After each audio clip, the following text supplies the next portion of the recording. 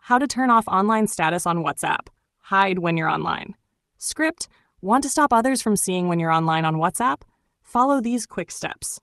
Step 1. Open WhatsApp. Open WhatsApp on your phone. Tap 3 dots, Android, or Settings, iPhone. Step 2. Go to Privacy Settings. Tap Settings. Tap Privacy. Step 3. Open Last Seen and Online. Tap Last Seen and Online. You will see 2 sections. Step 4. Hide your online status. In Last Seen, select Nobody or My Contacts if you prefer. In Online, select Same as Last Seen. This will stop others from seeing when you are online. Hash important notes. If you hide your online status, you also won't see others' online status. Changes apply instantly, no restart needed. Final summary settings: Privacy, Last Seen and Online, set to Nobody and Same as Last Seen. Now your online activity is hidden on WhatsApp.